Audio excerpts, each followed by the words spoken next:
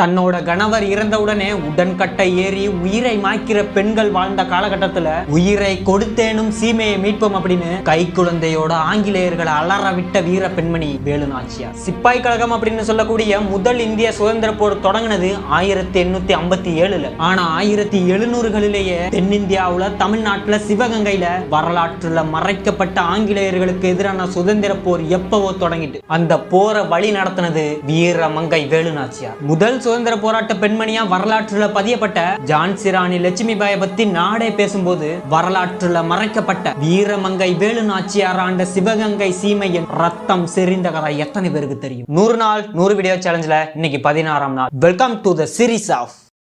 இது எப்படி இருக்கு? 1730 இந்தியா அப்படிங்கிற நாடே இல்லாத காலகட்டம். தனித்தனி மாகாணங்களா குறுநில மன்னர்கள் ஆண்ட காலகட்டம். அதே காலகட்டத்துல வரலாறு ஒரு பொன்னா சிவகங்கை சீமையில பிறக்குது. ஆண்களை மன்னர்களாக்குற காலகட்டத்துல தந்தை செல்லமுத்து சேதுபதி மகள் வேலு நாச்சியாருக்கு கல்வி, விளையாட்டு, சிலம்பம், வாள்வீச்சு, ஈட்டி எறிதல், அம்பு எய்தல், குதிரை ஏற்றம், யானை ஏற்றம் அப்படின்னு எல்லாத்தையும் சொல்லி தராரு. பல மொழிகளிலையும் பன்முக தன்மையிலையும் சிறந்து விளங்கின வேலு நாச்சியார் 16 வயசுலேயே போர் படைக்கு தலைமை தாங்கி வழி நடத்துறாங்க. இப்படி ஒவ்வொரு செயலிலும் வீரம் செறிந்த வேலு நாச்சியார் சிவகங்கை மன்னர் முத்துவடுகநாதரை திருமணம் பண்றாங்க. அதே நேரத்துல வணிகத்துக்காக இந்தியாவுக்கு வந்த ஆங்கிலேயர்கள் தந்திரத்தால துப்பாக்கி முனையில பல பேரை மிரட்டி பல ராஜ்யங்களை கைப்பற்றிருக்காங்க. அரண்மனையில சொகுசா வாழ வேண்டிய ராணி வேலு நாச்சியார் முத்துவடுகநாதரோட படை தளபதியா தன்னோட கண்களாலேயே பல படைகளை கட்டுப்படுத்துறாங்க. சின்ன மருதுவும் பெரிய மருதுவும் படைகளுக்கு சேனாதிபதியா தலைமை தாங்குறாங்க. ஆங்கிலேயர்கள் அவங்க தந்திரத்தால பேச்சுவார்த்தை நடத்துறத அழைச்சி திறந்த வெளியில மன்னர் முத்துவடுகநாதரை முதுகுல சுட்டு கொள்றாங்க. இதை தெரிஞ்சு துடிச்சு போன ராணி வேலு நாச்சியார் உயிரை கொடுத்தேனும் சிவகங்கை சீமையை மீட்போம் அப்படின்னு கை குழந்தையோட அரண்மனையிலிருந்து தப்பிக்கிறாங்க. அவங்கள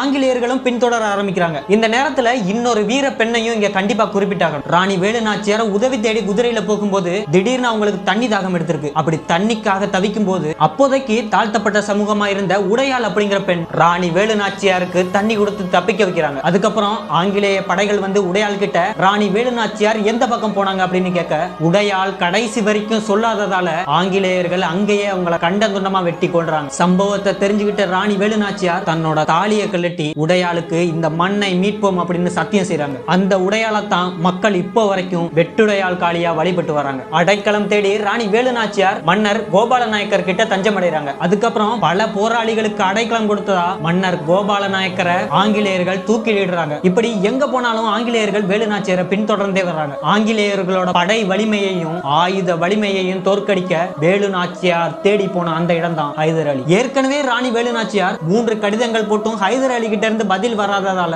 அவங்களே படை வீரரா வேஷம் போட்டு 2 படை வீரர்களோட ஹைதர் அலி முன்னாடி போய் நிக்கிறாங்க. எங்கே உங்கள் ராணி அப்படின்னு ஹைதர் அலி கேட்க அதுக்கப்புறம் நடந்த சம்பவத்தை பார்த்து சாதாரண படை வீரனா இருந்து தன்னோட போர் திறமையால மன்னராகி ஆங்கிலேயர்களை அலற விடுற ஹைதர் அலி வேலு நாச்சியார் ஆண் வேடத்தை கலைக்கவும் ராணிகள் எல்லாம் அரண்மனையில தான் இருப்பாங்க அப்படிங்கிற தவறான புரிதல்ல இருந்த ஹைதர் அலி வேலு நாச்சியாரை பார்த்து மிரண்டு போறாங்க. வேலு நாச்சியாரோட வீரத்தையும் தைரியத்தையும் பார்த்து உதவி செய்ய முன் வராரு ஹைதர் அலி. போர் தொடங்குது. ஆனாலும் ஆங்கிலேயர்களோட ஆயுதத்தை சமாளிக்க முடியல. இதை புரிஞ்சுகிட்ட வேலு நாச்சியாரோட படை தளபதி குயிலி ஆங்கிலேயர்களோட ஆயுத கிடங்குல புகுந்து தன் மேல தீய வச்சு உயிரை திரியாக்கி மொத்த ஆயுத கிடங்கையும் வெடிக்க வைக்கிறாங்க. 2 நாட்கள் நடந்த கடுமையான போர்ல வேலு நாச்சியார் வெற்றி பெற்று 9 ஆண்டுகள் சிவகங்கை ஆட்சி செய்றாங்க. கடைசி வரைக்கும் போர்ல நின்று மண்ணை காத்த சின்ன மருது தலைமை முதலமைச்சராகவும் பெரிய மருது படை தளபதியாகவும் ஆகிறாங்க. ஆனா இவர்களுக்கு பின்னாடி பிறந்த ராணி லட்சுமிபாய் முதல் பெண் சுதந்திர போராட்ட பெண்ணாக சித்தரிக்கப்படுவது எவ்வளவு பெரிய வரலாற்று பிழை. இப்படியாகவே